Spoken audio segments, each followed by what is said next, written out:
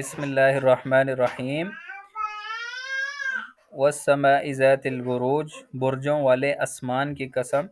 بروج برج کی جمع ہے۔ برج کے اصل معنی ظہور کے ہیں۔ یہ کواکب کی منزل ہے، یعنی کہ ستاروں کی جنہیں ان کے محل اور قصور کی حیثیت حاصل ہے۔ ظاہر اور نمایاں ہونے کی وجہ سے انہیں برج کہا جاتا ہے۔ والیوم الموعود، اس سے وعدہ کیے ہوئے دن کی قسم۔ اس سے مراد قیامت کا دن ہے۔ وشاہد و مشہود، حاضر ہونے والے اور حاضر کیے گئے کی قسم، یعنی کہ شاہد اور مشہود کی تفسیر میں بہت اختلاف آیا ہے۔ امام شوکانی نے حدیث و آثار کی بنیاد پر کہا ہے کہ شاہد سے مراد جمعے کا دن ہے۔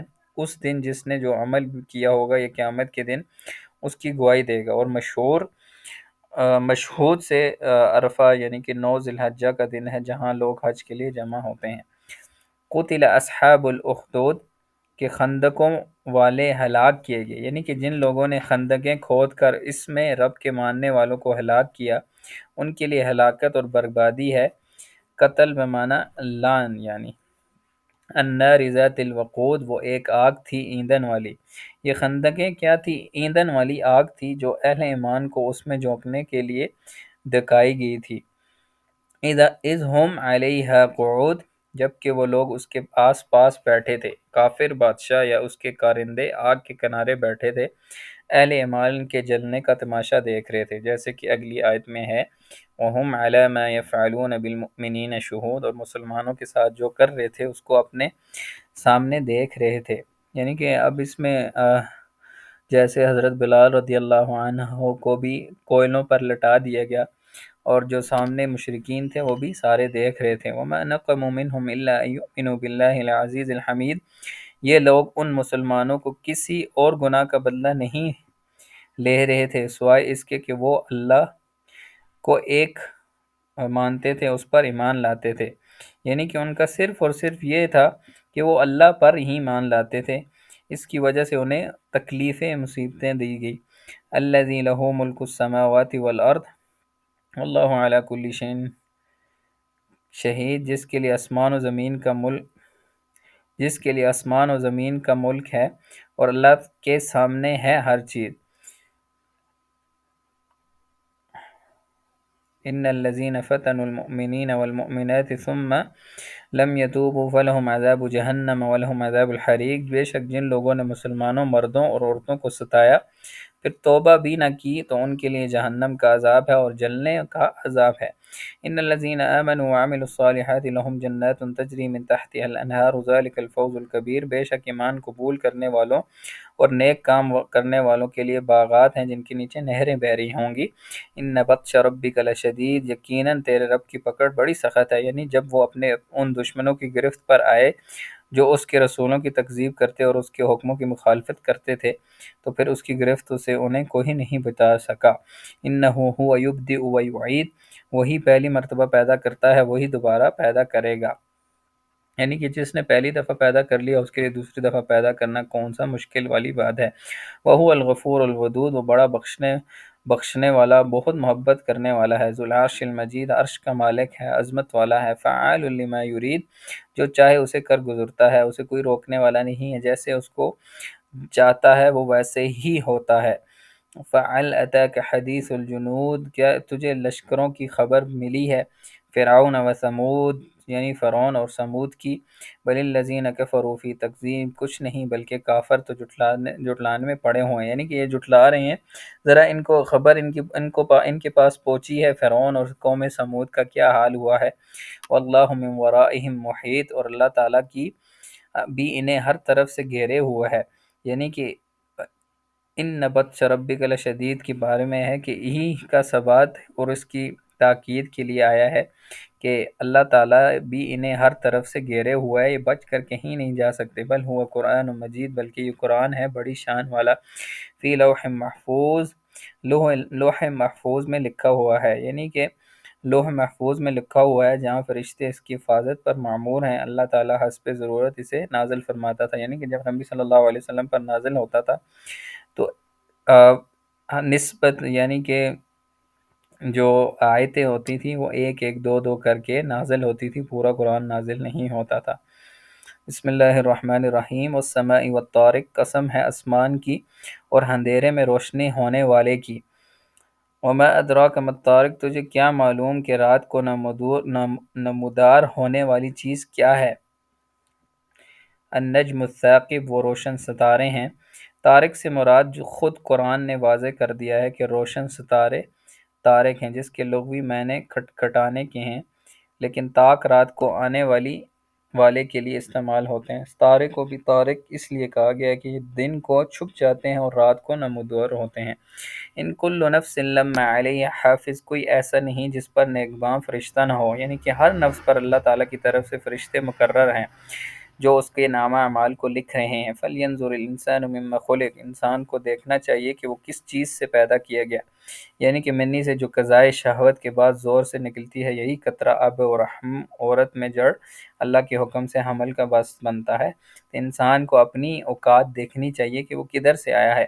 خُلِقَ مِن مَاءٍ دَافِقٍ، وہ ایک اچھلتے پانی سے پیدا کیا گیا ہے۔ یخرج من بین الصلب والترائب، جو پیٹھ اور سینے کے درمیان سے نکلتا ہے۔ کہا جاتا ہے کہ پیٹھ مرد کی اور سینہ عورت کا، ان دونوں کے پانی سے انسان کی تخلیق ہوتی ہے، لیکن اسے ایک پانی اس لیے کہا گیا کہ یہ دونوں مل کر ایک ہی بن جاتے ہیں۔ انہ علی رجعہ لقادر، بے شک وہ اسے لانے پر یقیناً قدرت رکھنے والا ہے، یعنی انسان کے مرنے کے بعد اسے دوبارہ زندہ کرنے پر بھی وہ قادر ہے۔ یوم تبلی السرائر، جس دن پوشیدہ باتوں کی جانچ پڑتال ہوگی، یعنی کہ ساری باتیں ظاہر ہو جائیں گی، جزا و سزا کے فیصلے ہوں گے۔ فما لہ من قوت ولا ناصر، تو نہ ہوگا اس کے پاس کچھ زور نہ مددگار، یعنی خود انسان کے پاس اتنی قوت نہ ہوگی کہ وہ خدا کے عذاب سے بچ جائے، اور نہ کسی اور سے مدد لے سکے گا۔ والسماء ذات الرجع، بارش والے آسمان کی قسم۔ عرب بارش کے رج کو کہتے ہیں، اس لیے بارش کو رج کہا، اور بطور شگون عرب بارش کو کہتے ہیں تاکہ وہ بار بار یاد ہو۔ والارض ذات الصدع، اور پھٹنے والی زمین کی قسم، یعنی کہ زمین پھٹتی ہے تو اس سے پودا باہر نکلتا ہے، تو اس سے چشمے جاری ہوتے ہیں، اور اسی طرح ایک دن آئے گا زمین پھٹے گی، سارے مردے زندہ ہو کر باہر نکل آئیں گے۔ انہ لقول فصل، یقیناً یہ قرآن البتہ دو ٹوک فیصلہ کرنے والا کلام ہے، یعنی کہ یہ جواب القسم ہے، کھول کر بیان کرنے والے، جس سے حق اور باطل دونوں واضح ہو جاتے ہیں۔ وما هو بالحزر، یہ ہنسی کی اور بے فائدہ بات نہیں ہے، یعنی کہ کھیل کود اور مذاق والی چیز نہیں ہے، یعنی ایک واضح مقصد کی حامل کتاب جو کھیل اور تماشے کی طرح بے مقصد نہیں ہے، اس کا کوئی مقصد ہے جو انسان کی ہدایت کے لیے آیا ہے۔ انہم یکیدون کیدا، البتہ کافر داؤ گات میں ہیں، یعنی نبی صلی اللہ علیہ وسلم جو دین حق لے کر آئے ہیں، اس کو ناکام کرنے کے لیے سازشیں کرتے تھے، اب بھی کر رہے ہیں، یا نبی صلی اللہ علیہ وسلم کا دھوکہ اور فریب دیتے ہیں، اور منہ پر ایسی باتیں کرتے ہیں کہ دل میں اس کے برعکس ہوتی ہیں، یعنی کہ ظاہراً اور ہیں، باطن کچھ اور ہے۔ وَأَكِيدُ كَيْدًا، اور میں بھی ایک چال چل رہا ہوں، یعنی میں ان کی چالوں اور سازشوں سے غافل نہیں ہوں، میں بھی ان کے خلاف تدبیر کر رہا ہوں، یا ان کی چالوں کا توڑ کر رہا ہوں جو برے مقصد کے لیے ہوں۔ فَمَهِّلِ الْكَافِرِينَ أَمْهِلْهُمْ رُوَيْدًا، تو کافروں کو مہلت دے دیں، انہیں تھوڑے دن چھوڑ دیں، یعنی ان کے لیے جلد عذاب کا سوال نہ کریں، بلکہ انہیں کچھ مہلت دے دیں، شاید یہ لوٹ آئیں۔ بسم اللہ الرحمن الرحیم، سبح اسم ربک الاعلی، یہ والی صورت پڑھتے ہیں پھر انشاءاللہ کافی ہے۔ اپنے بہت ہی بلند اللہ کے نام کی پاکیزگی بیان کریں، یعنی ایسی چیزوں سے اللہ تعالیٰ کی پاکیزگی اس کے لائق نہیں ہے۔ حدیث میں بھی جیسے آتا ہے کہ نبی صلی اللہ علیہ وسلم اس کے جواب میں پڑھا کرتے تھے، سبحان ربی الاعلی، اللہ کی ذات بہت اعلیٰ ہے، پاک ہے۔ الذی خلقک فسوی، جس نے پیدا کیا اور صحیح سالم بنایا، دیکھیے سورہ انفطار کا حاشیہ نمبر 7 میں بھی لکھا ہوگا۔ والذی قدر فہدی، اور جس نے ٹھیک ٹھاک اندازہ کیا اور پھر راہ دکھائی، یعنی نیکی اور بدی کی ضروریات زندگی، اشیاء کی جنسوں اور ان کے انواع و صفات خصوصیات کا اندازہ انسان کی بھی اس کی طرف رہنمائی فرما دی۔ والذی اخرج المرعى، اور جس نے تازہ گھاس پیدا کیا جسے جانور چرتے ہیں، فجعلہ غثاء احوا، گھاس پھر اس نے اس کو سکا کر سیاہ کوڑا کر دیا۔ گھاس خشک ہو جاتا ہے تو اسے غثاء کہتے ہیں، احوا سیاہ کرتے ہیں، سیاہ کر دیا، یعنی کہ سنقرئک فلا تنسى، ہم تجھے پڑھائیں گے پھر تو نہ بھولے گا۔ یعنی کہ جب نبی صلی اللہ علیہ وسلم پر وحی جبرائیل علیہ السلام لے کے آتے تھے تو نبی صلی اللہ علیہ وسلم تیز پڑھتے تھے، تو اس کے بارے میں کہا گیا کہ ہم تجھے پڑھائیں گے اور تمہیں بھولے گا بھی نہیں، الا ما شاء اللہ انہ یعلم الجہر وما یخفی، مگر جو کچھ اللہ چاہے وہ ظاہر اور پوشیدہ کو جانتا ہے۔ وَنُيَسِّرُكَ لِلْيُسْرَىٰ، ہم آپ کے لیے آسانی پیدا کر دیں گے، یہ بھی عام ہے، ہم آپ پر روح وہی آسان کر دیں گے، یعنی کہ فَذَكِّرْ إِن نَفَعَتِ الذِّكْرَىٰ، تو آپ نصیحت کرتے رہیں اگر نصیحت کچھ فائدہ دے، یعنی کہ واحد و نصیحت وہاں کریں جہاں محسوس ہو کر فائدہ ہو، ایسے لوگوں کو نہیں جو صرف دکھلاوے کے لیے یا اندر سے کچھ اور ہیں، ظاہراً کچھ اور ہیں۔ سیذکر من یخشی، ڈرنے والے تو نصیحت لے لیں گے، یعنی کہ جن کے اندر ڈر ہوگا، جو واقعی اوپن مائنڈ ہو کے آئیں گے، وہ واقعی نصیحت کو حاصل کر لیں گے۔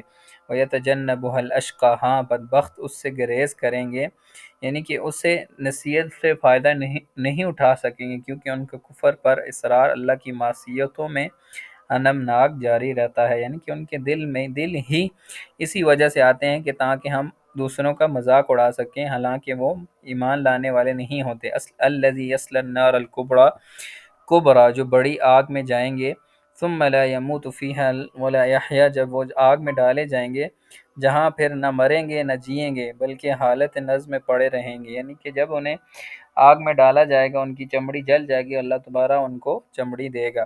قد افلح من تزکا، جس شخص بے شک اس نے فلاح پائی جو پاک ہو گیا، یعنی کہ جنہوں نے اپنے نفس کو اخلاق کے رذیلہ اور دلوں کو شرک کی آلودگی سے پاک کر دیا۔